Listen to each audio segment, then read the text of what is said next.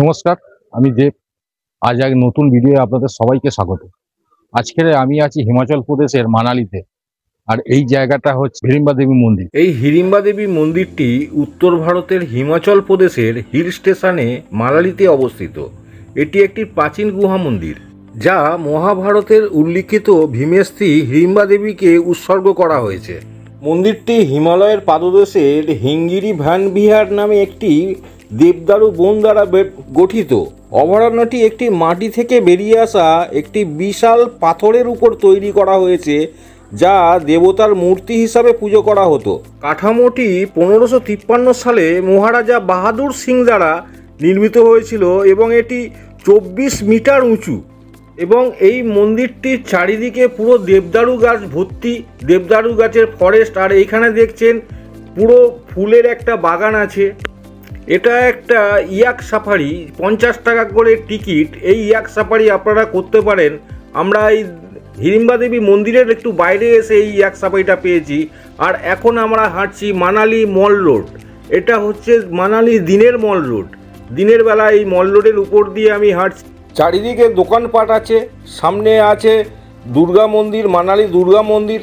আর রাতের ভিডিওটা যদি না দেখে থাকেন তাহলে আগের ভিডিওতে আমি রাতের কভার করেছি, ওটা আপনারা দেখতে, বা এই ভিডিওর শেষে আমি রাতের সিনটা অবশ্যই আপনাদের দেখাবো। আপনারা সঙ্গে থাকুন এবং ভিডিওটা এনজয় করুন।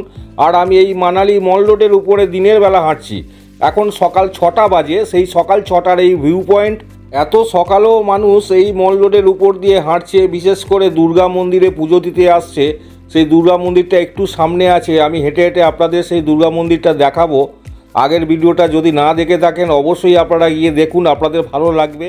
ওপর থেকে ড্রোনের মাধ্যমে আপনাদের পুরো শহরটাকে দেখাবার চেষ্টা করছি। এই হচ্ছে মানালি শহর। মানালি শহরের এই মেন রাস্তা, রিভার আর হোটেল আছে চারিদিকে। আর কত সুন্দর নেচার দেখুন। আর উপরে দেখুন, মাউন্টেনের উপরে পুরো বরফ আছে। আমরা এখন চলে এসেছি মানালি মনেস্ট্রি। এই মনেস্ট্রির এই গেট, আমরা এই গেট থেকে ভিতরে ঢুকবো এবং এই মঠের ভিতরটা পুরো আপনাদের দেখাবো। আপনারা দেখুন, এই মঠের এইটা হচ্ছে এন্ট্রি গেট আর এই ভিতরের সিন। আর ভিতরের সিনের এই সামনেই দেখছেন প্রচুর আপেল বাগান আছে এই মঠটার ভিতরে, সেগুলো আপনাদের আমি দেখাবো। আর এই সামনে দেখছেন মঠের ভিতরটা। এই মঠটা মানালি মল রোডের একদম কাছেই, প্রায় 1 কিলোমিটারও হবে না তার মধ্যে এই মঠটা। আর এই মঠের ভিতরের এই ভিউ পয়েন্ট আর এইগুলো দেখছেন, এগুলো টোটাল আপেল বাগান আর কিছু ফুলের বাগান আছে। এই দেখছেন পুরো সাজানো গোছানো একটা মঠ। মঠটা খুব একটা বড় নয়, মঠটা ছোট। আর এই হচ্ছে আপেল বাগান দেখছেন এই যে। আর এই হচ্ছে ভিউ পয়েন্ট।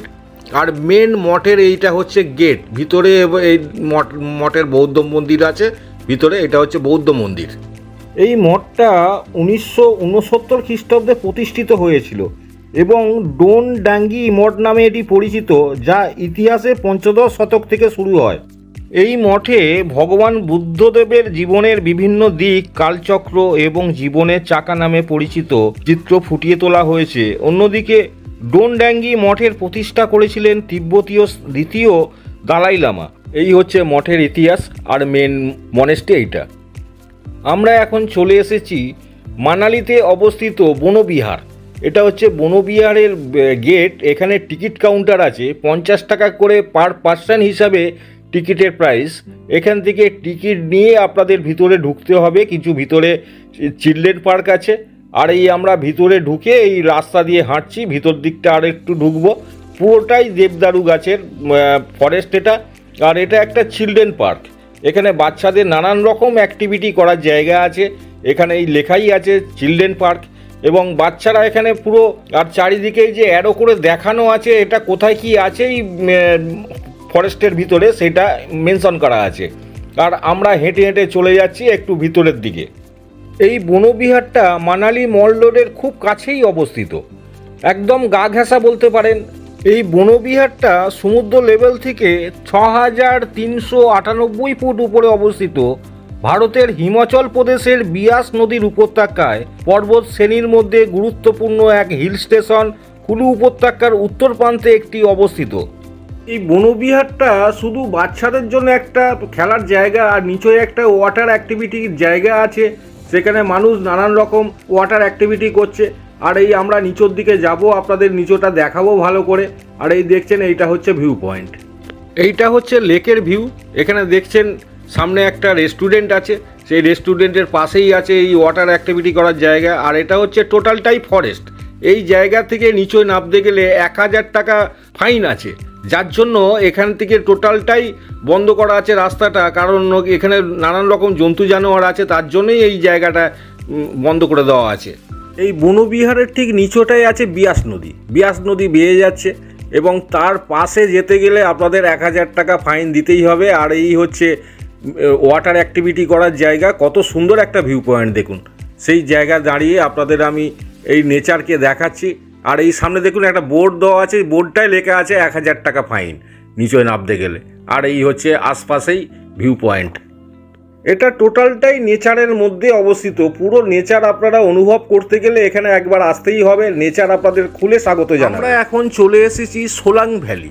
এই সোলাং ভ্যালি মানালি থেকে সোলাং ভ্যালির ডিস্টেন্স হচ্ছে 12.5 কিলোমিটার। সেই 12.5 কিলোমিটার আমরা পাড়ি দিয়ে সোলাং ভ্যালিতে এসেছি। এই সোলাং ভ্যালির হাইট হচ্ছে সি লেভেল থেকে প্রায় 8500 ফিট। এই সোলাং ভ্যালির নাম করা হয়েছে পাশের একটি গ্রাম, এর গ্রামের জলধার থেকে এর নাম করা হয়েছে সোলাং ভ্যালি। আর এই সোলাং ভ্যালিতে নানান রকম অ্যাক্টিভিটি করার জায়গা আছে, যেমন রোপওয়ে, প্যারাগ্লাইডিং এবং বাচ্চাদের নানান রকম অ্যাক্টিভিটি এই জায়গায় হয় এবং এখানে অনেক ভিড়ভাট্টাও আছে। এই জায়গাটা হিমাচল প্রদেশের একটি বিখ্যাত ট্যুরিস্ট স্পট। এই সোলাং ভ্যালিটি ইতিহাসের মূলত এক প্রাকৃতিক পরিবেশ এবং স্থানীয় জনবসতির সঙ্গে জড়িত। এটি একটি ঐতিহাসিক স্থান যা সময়ের সাথে সাথে অ্যাডভেঞ্চার স্পোর্টস এবং পর্যটন কেন্দ্র হিসেবে পরিচিত লাভ করেছে এবং একটি বিশাল বড় একটা ট্যুরিস্ট স্পট। সামনে এই প্যারাগ্লাইডিং দেখছেন, এটা চড়তে গেলে আপনাদের 1500 থেকে 4500 টাকা পর্যন্ত খরচা করতে হবে। ফাইনালি আমরা চলে এসেছি অটল টানেল। এটা হচ্ছে অটল টানেলের গেট। আর এই গেট থেকে আপনাদের এন্ট্রি করতে হবে অটল টানেলের ভিতরে। আর এই সামনে অটল টানেলের অ্যাক্টিভিটি করার জায়গা, ফটো ক্লিক করার জায়গা। আর এইটা হচ্ছে পুরো ভিউ পয়েন্ট, হিমালয়ের ভিউ পয়েন্ট, অটল টানেলের ভিউ পয়েন্ট। মানালি থেকে অটল টানেলের ডিস্টেন্স হচ্ছে 24 কিলোমিটার। আর এর হাইট হচ্ছে সি লেভেল থেকে 10,170 ফুট। আর এই হচ্ছে অটল টানেলের ভিউ পয়েন্ট। আর এই হচ্ছে অটল টানেল। আমরা এই জায়গায় কিছুক্ষণ থেকে একটু ফটো তুলে আমরা চলে যাব মানালির দিকে ফের। আর এই হচ্ছে অটল টানেলের মেন গেট। এই যে অটল টানেল রোটাং পাস, এটা রোটাং পাসের মধ্যেই আওতার মধ্যেই পড়ে এটা। আমরা ফাইনালি চলে এসেছি মানালি মল রোড। এটা হচ্ছে মানালি রাতের মল রোড। এই রাতের মল রোডের উপর দিয়ে আমি হাঁটছি। পাশে দেখুন অনেক দোকানপাট আছে, অনেক হোটেল আছে। আর সেই জায়গা দিয়ে আমরা রাতের বেলা হেঁটে চলেছি আপনাদের দেখাবার জন্য। এখানে সব জামা কাপড়ের দোকান আছে, পাসপোর্ট সেন্টার আছে, আর উপর দিকে আছে সব হোটেল। আর এই হচ্ছে মানালি মল রোডে রাতের ভিউ। মানালি মল রোড একটি অত্যন্ত জনপ্রিয় পর্যটন কেন্দ্র। এখানে বিভিন্ন ধরনের দোকান, রেস্তোরাঁ, ক্যাফে এবং হিমালয়ের ঐতিহ্যবাহী হস্তশিল্প ও স্থানীয় জিনিসপত্রের জন্য এটি বিখ্যাত। আর এই হচ্ছে হিমালয়ের মল রোড, মানালি মল রোড। ভাই এটা মানালির হোটেল। এই মানালি হোটেল পেয়েছি 2000 টাকা পার নাইট। তার এই ভিউ। মানালির ভিডিওটা এখানেই শেষ করলাম। নমস্কার।